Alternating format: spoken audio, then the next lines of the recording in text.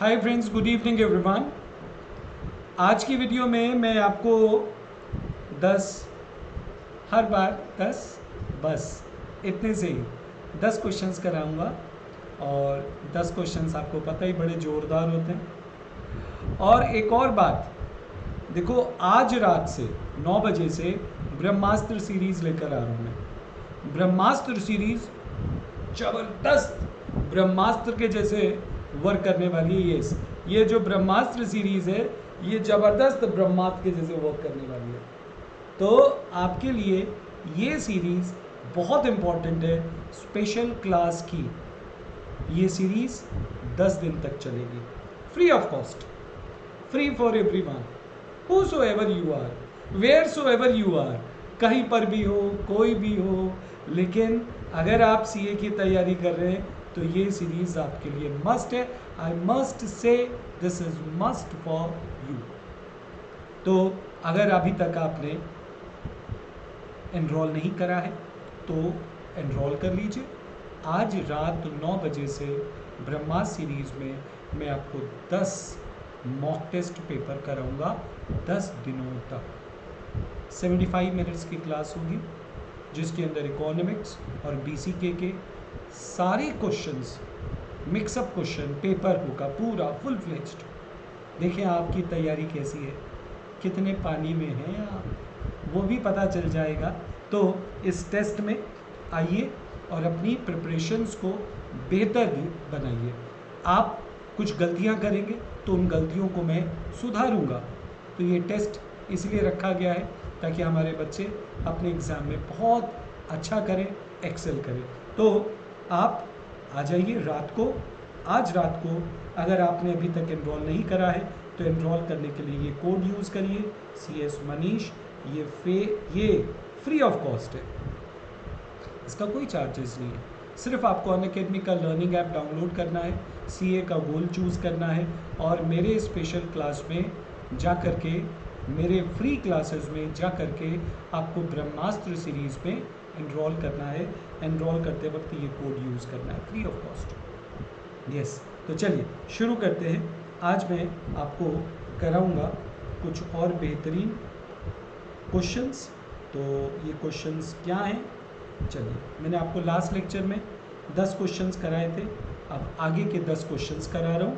तो question number 11, the backward bending labour supply curve is due to. Labour का supply curve backward bending होता है, यहाँ से इस तरीके से मुड़ जाता है। यहाँ पर हमारे पास होता है वर्किंग आवर्स और यहाँ पर होता है हमारे पास आराम करने का समय, लेज़र आवर्स। तो दोनों में से उसको चूज़ करना पड़ता है। तो पहले वेज रेट जब बढ़ता है तो वो अपना वर्किंग आवर बढ़ाता है और फिर जब कुछ हद तक इनकम हो जाती है तो वो अपना आराम करने का समय बढ़ाना शुरू करता है, जिसकी वजह से हमारा लेबर सप्लाई का बैकवर्ड बेंड हो जाता है। तो ये because of cost of labour होता है, no. Attitude of labour toward income and leisure, yes, B is the answer. ठीक है, now next, LMC upon LAC is greater than 1. There are economies of scale, there is diseconomies of scale, equal number of economies and diseconomies। बहुत ही अच्छा question है और आपकी सोच से बिल्कुल परे है। इसके लिए आपको मैं डायग्राम बना करके सिखाऊंगा, तो ज़रा ध्यान से देखिएगा। ये मेरे पास long run average cost curve है और आपको पता है long run average cost curve के मिनिमम पॉइंट पर लॉन्ग रन मार्जिनल कॉस्ट काटता है। मान लीजिए कि आपका आउटपुट है ये आउटपुट है, मान लीजिए आपका 10। ठीक, इस आउटपुट पर लॉन्ग रन एवरेज कॉस्ट है मान लीजिए 5 और लॉन्ग रन मार्जिनल कॉस्ट है मान लीजिए 10। तो LMC अपॉन LAC ये है 10 और ये है 5, इसकी वैल्यू हो गई 2, यानी कि 1 से बड़ी। तो जब 1 से बड़ी है तो इसका मतलब हम इस पोर्शन की बात कर रहे हैं, यस और नो, हम इस पोर्शन की बात कर रहे हैं। अब इस पोर्शन में अगर आप देखें तो जब LAC बढ़ता है तो आपको इकोनॉमीज तो होता नहीं, आपको क्या होता है, डिस इकोनॉमीज ऑफ स्केल। तो आंसर क्या है, डिस इकोनॉमीज ऑफ स्केल। ये है हमारा answer, diseconomies of scale. ठीक है, तो ये ज़्यादा ही छुप गया है, तो मैं इसको इरेज कर देता हूँ और इसको एक बार हाईलाइट करता हूँ इसे, है ना। तो there is diseconomies of scale. Economies of scale कब होता है, इकोनॉमीज ऑफ स्केल होता है जब आपका एलएसी गिरता है। जब एलएसी बढ़ रहा है तो इसका मतलब डिस इकोनॉमीज ऑफ स्केल है। तो हमारा आंसर ये नहीं है, ये नहीं है, ये नहीं है, हमारा आंसर है डिस इकोनॉमीज ऑफ स्केल, है ना। अच्छा क्वेश्चन। अब आइए आगे। While production goes on marginal fixed cost is. जब प्रोडक्शन बढ़ता है तो मार्जिनल फिक्स्ड कॉस्ट का क्या होता है, क्या वो राइज करता है, क्या वो फॉल करता है, क्या वो नेगेटिव रहता है या वो ज़ीरो होता है। देखो, टोटल फिक्स्ड कॉस्ट में तो चेंज आता ही नहीं है। मार्जिनल फिक्स्ड कॉस्ट क्या होता है, change in total fixed cost upon change in output. तो हमारा आउटपुट में मान लीजिए कि 1 यूनिट का चेंज है, लेकिन ये तो ज़ीरो है। तो अगर ये ज़ीरो है तो ये ज़ीरो रहेगा, टीएफसी तो बदलता नहीं ना। तो इसका आंसर ये नहीं, ये नहीं, ये नहीं, इसका आंसर होगा D, zero. Marginal fixed cost zero रहता है, ये बदलता नहीं है टीएफसी, जिसकी वजह से मार्जिनल फिक्स्ड कॉस्ट में कोई मार्जिनल फिक्स्ड कॉस्ट एक ज़ीरो वैल्यू होती है। आगे देखते हैं।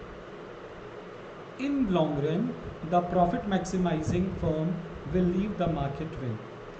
In the long run, profit maximizing firm will leave the market win. अब लॉन्ग रन में मार्केट कोई कब छोड़ता है, देखो दो कंडीशन है, शॉर्ट रन और लॉन्ग रन। शॉर्ट रन में मार्केट कोई कब छोड़ेगा, लॉन्ग रन में मार्केट कोई कब छोड़ेगा, इसकी अलग अलग कंडीशन है। शॉर्ट रन में हम मार्केट छोड़ते हैं जब एआर जो है छोटा हो जाता है एबीसी से, लेकिन लॉन्ग रन में तो वेरिएबल कॉस्ट होता ही नहीं। लॉन्ग रन में तो जो भी कॉस्ट होता है वो सिर्फ कॉस्ट होता है, हालांकि होता तो वेरिएबल ही है, लेकिन हम लॉन्ग रन में वर्ड यूज़ नहीं करते वेरिएबल या फिक्स, वहाँ पर हम सिर्फ यूज़ करते हैं वर्ड कॉस्ट। क्योंकि अगर हम वेरिएबल कॉस्ट वर्ड यूज़ कर रहे हैं तो इसका मतलब फिक्स्ड भी है ना। तो हम वहाँ पर सिर्फ कॉस्ट वर्ड यूज़ करते हैं, तो वेरिएबल शब्द या फिक्स्ड शब्द शॉर्ट रन का शब्द है, ये लॉन्ग रन में यूज़ नहीं होता। लॉन्ग रन में मार्केट कब छोड़ेगा, जब एवरेज रेवेन्यू छोटा होगा एवरेज कॉस्ट से। तो ये शॉर्ट रन कंडीशन है, ये लॉन्ग रन, याद रखिएगा, बहुत इंपॉर्टेंट। तो लॉन्ग रन में कब मार्केट छोड़ेगा, the total revenue of production is less then total cost, यानी कि T is less then T. अब सवाल उठा कि सर ये वाले कंडीशन से मैच कैसे कर रहा है, क्योंकि अगर मैं दोनों साइड को क्यू से डिवाइड करूंगा तो टीआर को क्यू से डिवाइड करूंगा तो ये आएगा एआर, टीसी को क्यू से डिवाइड करूंगा तो आएगा एसी, तो जवाब होगा डी। सिंपल, समझ गए बात को। अब आइए आगे की तरफ। चूज द करेक्ट कोड, आपको सही कोड चूज करना है। Demand curve, isoquant, shift in demand curve, upward sloping supply curve. अब आपके पास ये ऑप्शंस है ए बी सी डी, और ये आपके पास ऑप्शन है 1 2 3 4। तो हम चलिए मैच करते हैं। हम king demand curve, isoquant, shift in demand curve और कॉन्वेक्सिटी एंड नॉन इंटरसेक्शन। तो आइसोक्वेंट जो है कॉन्वेक्स होता है और इंटरसेक्ट नहीं करता आपस में। Shift in demand curve is because of change in income इस। अच्छा, upward sloping supply curve marginal cost curve कहलाता है, और किंग डिमांड कर्व जो है क्वांटिटी रिजिडिटी लिखा हुआ है, क्वांटिटी नहीं होगा, प्राइस रिजिडिटी होगा, ठीक है, प्राइस रिजिडिटी को शो करता है। अच्छा, तो ए का जवाब हो गया 3, ए का जवाब हो गया 3, बी का जवाब हो गया 4 और सी का जवाब हो गया 1। तो ये तो वाला ये ऑप्शन गलत हो गया। तो 3 और 4 मेरे पास यहाँ पर है, 3 4 1, और डी का जवाब हो गया 2। तो ये है option correct, D is correct option, बाकी सारे गलत हैं। क्वेश्चन नंबर 16 पर आ जाइए।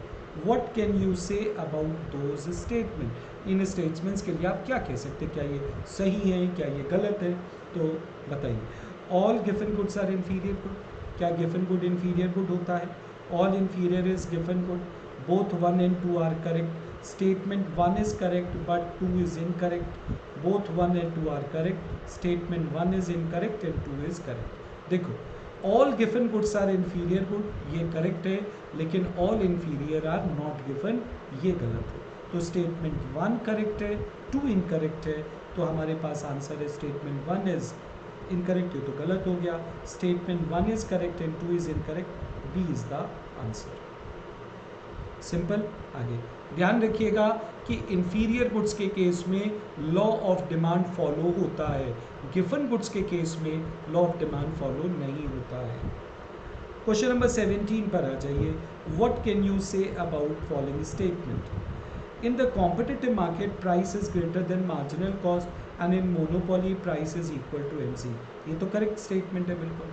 परफेक्ट कंपटीशन में ये परफेक्ट कंपटीशन का डायग्राम है, ए आर एम आर बराबर है और ये मार्जिनल कॉस्ट कर्व है। मार्जिनल कॉस्ट कर्व है आपका ई क्यू और प्राइस है आपका ओ पी, तो दोनों बराबर है ना। यहाँ पर प्राइस और मार्जिनल कॉस्ट दोनों बराबर होता है, ठीक है। और अगर हम बात करें मोनोपोली की, तो मोनोपोली में क्या होता है, आपका मार्जिनल कॉस्ट है ई क्यू और आपका प्राइस है ओ पी, तो दोनों के बीच में अंतर होता है। देख रहे हैं अंतर, price is greater than marginal cost, ठीक है। तो अच्छा ये तो इक्वल टू लिखा है, ये तो गलत हो गया, सॉरी। यहाँ पर इक्वल होता है, मैंने गलत पढ़ लिया, ये स्टेटमेंट गलत है। Since monopoly is sole operator it is bound to make huge profits, ऐसा नहीं है, मोनोपोली को लॉस भी होता है। Monopoly suffer loss in short run, loss होगा उसको जब कभी भी उसका एवरेज रेवेन्यू एवरेज कॉस्ट से छोटा होगा। इसका मोनोपोली होने या ना होने पर कोई असर नहीं होता।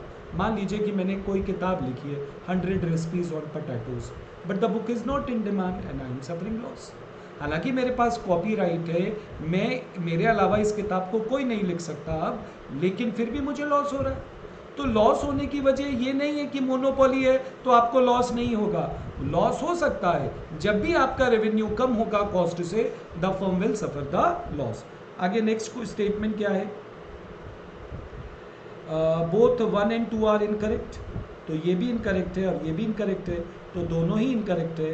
तो स्टेट 1 इज, तो मेरे लिए आंसर होगा A, both and 1 and 2 are incorrect, बाकी तो ऑप्शन गलत है। King demand curve was given by, ये तो सब बच्चों को पता है, लेकिन आपको ईयर नहीं पता, इसमें क्वेश्चन में ईयर भी पूछा गया है। पॉल स्वीजी ने दिया था 1939 में, याद रखिएगा, ए है ऑप्शन। इसके अलावा मेरे पास यहाँ पर डिमांड फंक्शन दिया गया है, आपको एम आर फंक्शन निकालना है। तो एम आर निकालने के लिए आपको क्या चाहिए, टी आर चाहिए। अब टी आर क्या होता है, पी इंटू में क्यू है होता है। यहाँ पर आपके पास डिमांड फंक्शन डायरेक्ट दिया हुआ है, आपको इसको इनडायरेक्ट बनाना पड़ेगा। Q is equal to 10 minus 2P, तो ये हो गया 2P is equal to 10 minus Q।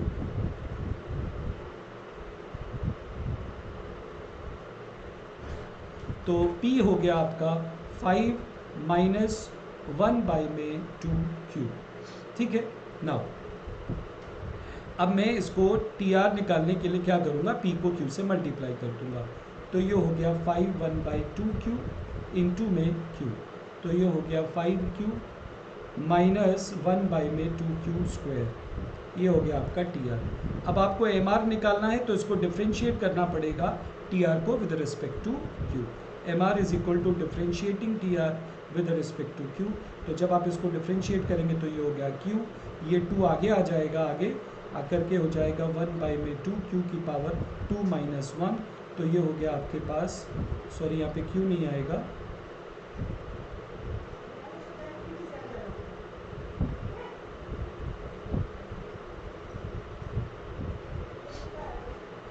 ये यहाँ पर 5 आएगा, ठीक है, और ये 2 से 2 कैंसिल हो गया, तो 5 माइनस Q, ये हमारे पास MR है, B इज द आंसर, ठीक है। This is clear to everyone. Now we have another question with us, MC upon AC is less than 1। ऐसा ही क्वेश्चन आपने ऊपर भी किया था, यहाँ पर आपके पास दूसरा क्वेश्चन है, marginal cost upon average cost is less than 1। मान लीजिए मार्जिनल कॉस्ट है 5, एवरेज कॉस्ट है 10, तो इसकी वैल्यू हो गई 0.5 लेस देन 1। तो आपको अगर जब भी इस डायग्राम में इस तरीके के क्वेश्चन में कोई भी डाउट नज़र आता है, आप इसको डायग्राम बना करके करिए।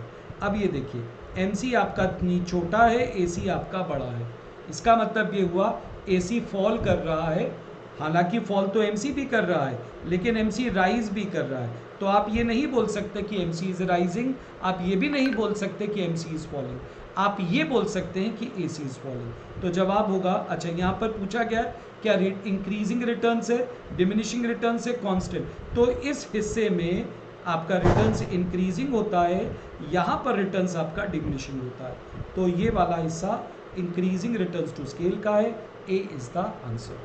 ठीक है, thank you, bye bye, take care of yourself. और ब्रह्मास्त्र सीरीज में ज़रूर आए, मैंने अपने डिस्क्रिप्शन बॉक्स में सारी जो है लिंक आपको दे दी है, तो कृपया करके लिंक को क्लिक करिए और क्लास में आ जाइए। Bye bye, take care of yourself, अपना ख्याल रखिए।